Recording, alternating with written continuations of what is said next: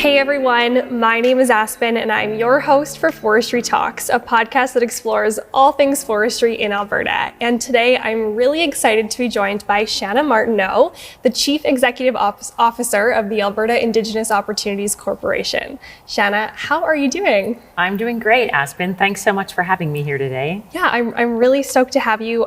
First and foremost, I really want to just welcome you to the show and really appreciate you taking the time out to be a part of this.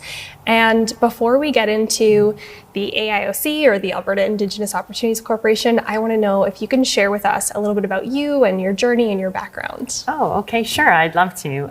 Thanks for having me. It's exciting to be here, and I really enjoyed the conference that I attended in September, so really looking forward to connecting more with your members. So my name is Chana Martineau. I am the CEO of AIOC, as you said. How did I come to be in this role? I'm First Nations. I'm from Frog Lake First Nations, Indigenous community in northeastern Alberta. I was fortunate. My parents raised me in the city. I had an opportunity to go to university. I spent a long career in finance, so I had 3 different stints with large corporations. That included 14 years at an accounting firm and sandwiched between 2 stints in banking. And I joined the board of AIOC in November 2021 because I wanted to use the financial acumen that I had gained through my career to help Indigenous people. Mm-hmm. And very shortly after I was invited to the board, we were in search of a CEO. So 7 months later, I ended up in the chair. So I feel like this job is a dream come true. I get to marry my Indigenous heritage and my financial expertise to do some good for Indigenous people. Yeah, that's really exciting. And it sounds like a really interesting kind of career path and career journey and some really rewarding work that you get to be a part of now. 100%. I often tell people this is my life's work. I actually told someone that just today. And it's so exciting, the work we've been able to do and the opportunities that we have out in front of us. Yeah, no doubt. And so before we get too much into like your role, and I'm glad you brought up the conference that you attended this September because I want to chat a little bit more about that later. But for anyone that might not be familiar with the AIOC, can you tell us what it is, what it's about, and the great work that you do? And sure. And we are helping a group of people behind the federal loan guarantee program too. So AIOC was created in 2019 to address Indigenous access to capital. Mm-hmm. So due to restrictions in the Indian Act, people and companies on reserve cannot access capital in the same way that non-Indigenous people do. Mm-hmm. It's actually illegal under the Indian Act to be able to hold security on reserve. Wow. There's a myriad of legal restrictions that were in place from the Indian Act in the late 1800s. And so the government of Alberta at the time, under Jason Kenney's leadership, created this program to replace what you would normally use as collateral for loans. So think about like large scale, almost like a personal mortgage on a very large scale. We do very big infrastructure, power plants, pipelines, those kinds of things. Mm-hmm. Those projects then drive revenue for the Indigenous communities net of the loan payments. So we provide capacity supports in the form of grants to Indigenous communities. We help the 2 parties negotiate partnerships. So Indigenous communities and a corporate partner come together. We help facilitate that transaction and provide the loan guarantee for the Indigenous communities to buy into an operating asset or business. Yeah, well, it makes a lot of sense how your financial background would be, vitally important to this type of work, for sure. Absolutely. And then my Indigenous heritage too. Yeah. So we talk about walking a foot in both worlds. Mm-hmm. Yeah, can you tell me a little bit about that? Sure. So typically between a transaction, you have 2 partners that come together to formulate that transaction. In our case, the corporate partners and the Indigenous partners aren't always used to dealing with each other or not working together in a way that is equity ownership. There's been consultation, there's risk conversations, but there's never been a joint, or there hasn't been a lot of, I shouldn't say never, but there hasn't been a lot of coming together in a true business partnership where the benefits and the risks are shared between both parties.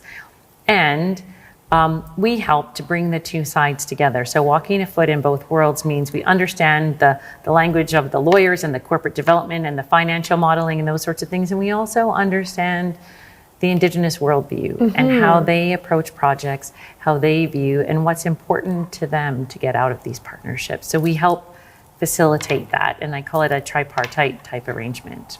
Yeah, that sounds really, really meaningful to be able to be a part of that and help facilitate those interactions.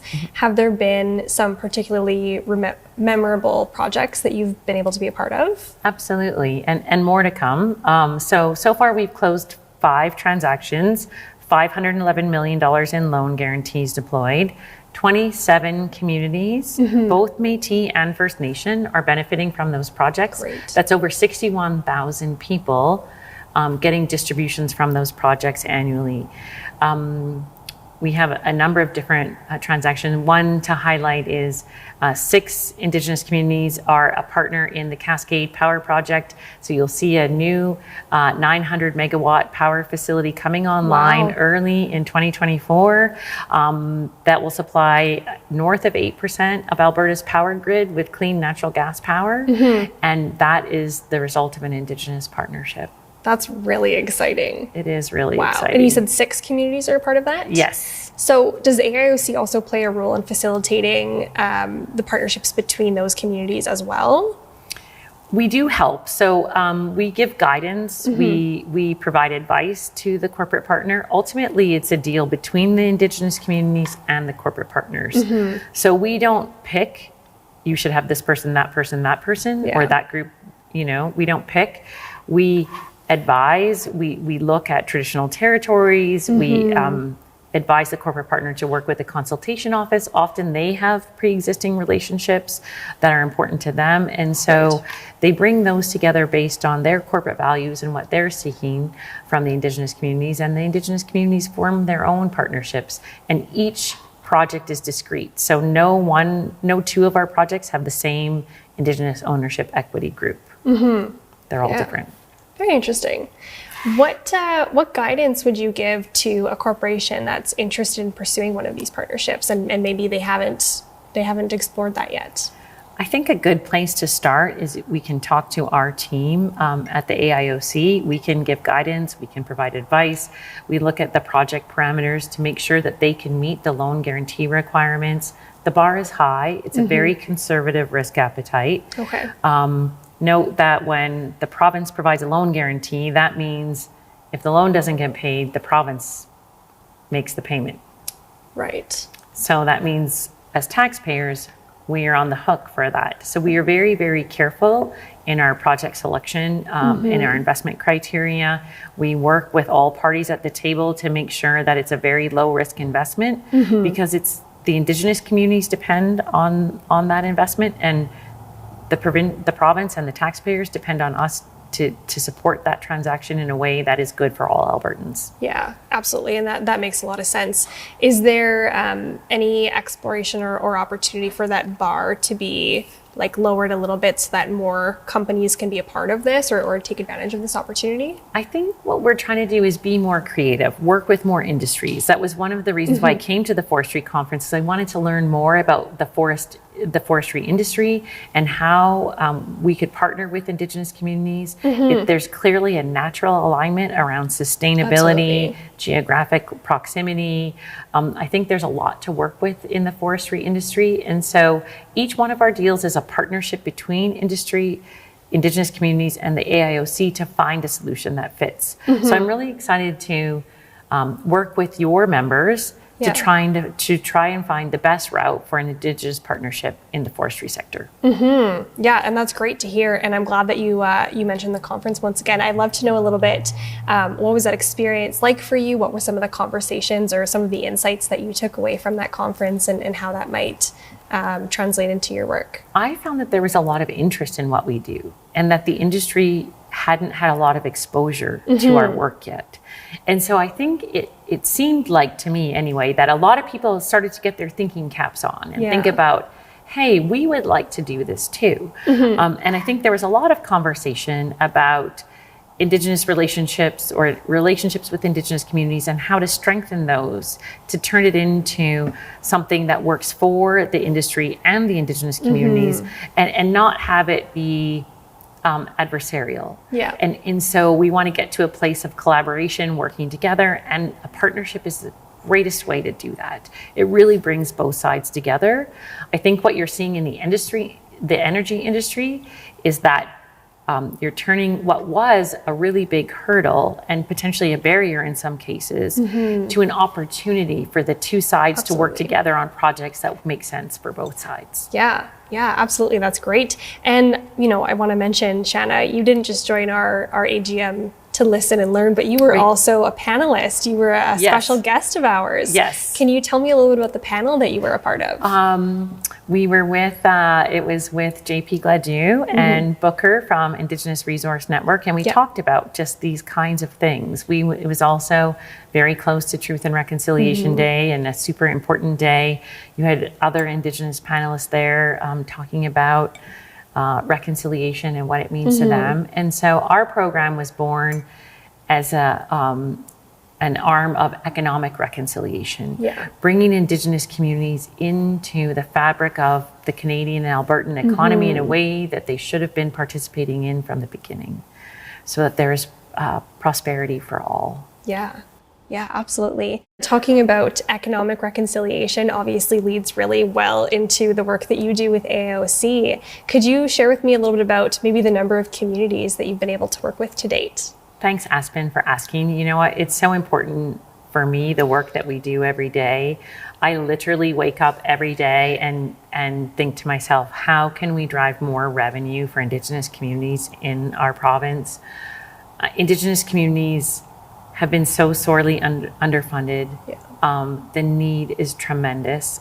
This is not philanthropy, let's be clear. This is a clear business arrangement that benefits both parties. But I think about what can I do to help these communities be more prosperous? So I'm really proud to say, on deals closed to date, 27 communities in the province are receiving benefit from the transactions done to date. Very soon, prior to the end of calendar 2023, we will add 13 more to the list. So we'll be north of 40 communities receiving benefit from AIOC transactions, and there's more to come. So it's a super exciting time. It's growing and growing. It is growing and growing. That's so exciting. We want to expand that footprint even wider and broader than we have, but do that in a really prudent fashion that protects the province and our tax dollars from needing to be called in on a loan guarantee. Absolutely, no doubt. And Chana, I want to kind of bring us back to, you mentioned the panel that you were a part of at AGM, and JP Gladue was a part of that panel. And something that I've heard him share a lot about is how Indigenous partnerships are part of Canada's, and in this case, Alberta's competitive advantage. I wonder, could you maybe speak to that a little bit? 100%. It's interesting. There is rumblings from time to time that you can't get big projects done in this country. And we think that's just not true. But it's how you go about it. So when you come to the table, when you come together with Indigenous partnerships, look at Cedar LNG, look at Coastal GlassLink, it has taken some time. But when you look at the projects that we've got, those business leaders will tell you that their projects are better for the Indigenous participation. And it's when you're sharing the benefits and the risks and you're having an inclusive conversation that's where the magic happens. And so I think you'll see more of that to come. Yeah, I love, it's about broadening perspectives and, bringing in, I was exposed to the term like two-eyed seeing. And so traditional way of viewing the world and a Western way of viewing the world. And when you can bring both of those together, that's where the magic happens. 100%. It's interesting. I did say this on the panel when I was there, but I read a lot of Harvard Business Review articles, and all of their articles on leadership are really rooted in Indigenous values. And so I look at all of these articles and I'm thinking, wow, the Western world is just learning about the value of relationships, of the value of long-term thinking, that all of that is coming full circle. And so I think there's been no better time for these partnerships to be formed because the leaders are really starting to think in the same ways. Yeah, and opening up their eyes and yeah, ready for new perspectives. Very 100%. cool. Yeah. So, having worked on a number of projects and partnerships like this so far, what have been some of the things that you learned through this process that help bring things along to a good place? I think I'm learning every day. Yeah. I think about how much the past hurts and traumas that have been experienced, how that makes it harder to overcome and form these partnerships today. Yeah. I think about, and I tell corporations this, so many are coming with really good intentions and they want good work, but they have to earn the trust. Yes. And that takes time. And I think about, how would you feel if I showed up and said, Aspen, I've got a great deal for you. And no, this time I mean it, right?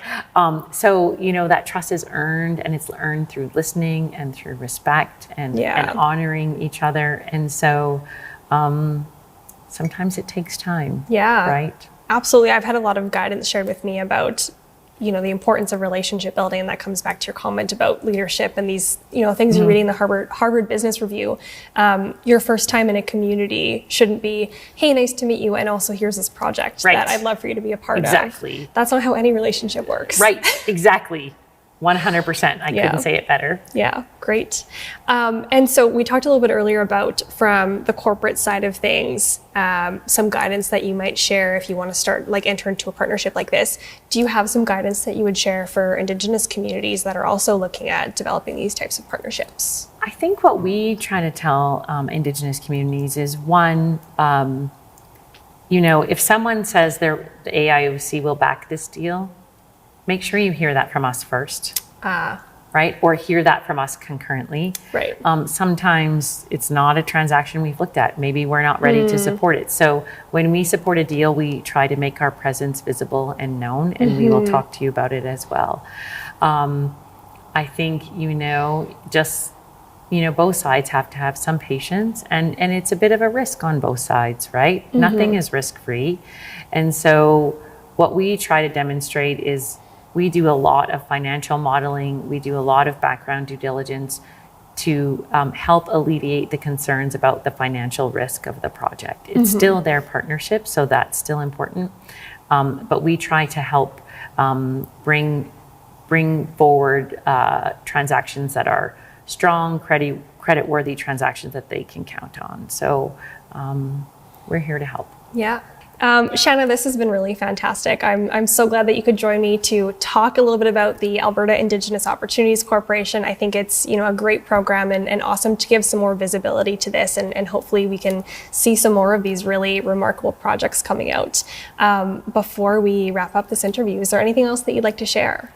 I would just say, we would love to work with your membership, Aspen, on trying to find ways to support Indigenous partnerships in forestry. And so it's something we're keen to do. So we'd love to have your members reach out to my team, or have my team come to another one of your meetings to talk more about how can we make this work together. I think there's something really exciting here. We just haven't found it yet. Awesome. I so look forward to it. Me too. Great. Thanks. Okay. Thanks, Chana. Bye now. Thanks for joining me for another episode of Forestry Talks, a podcast that explores all things forestry in Alberta. If you're curious to learn more, check out our website, albertaforestproducts.ca or loveabforest.ca. I'm your host, Aspen Dudzik, and I'll see you next time.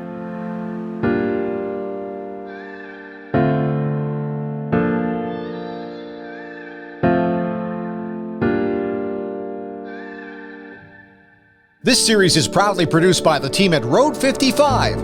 Road 55 creates content that connects. For more information, check our website, www.road55.ca.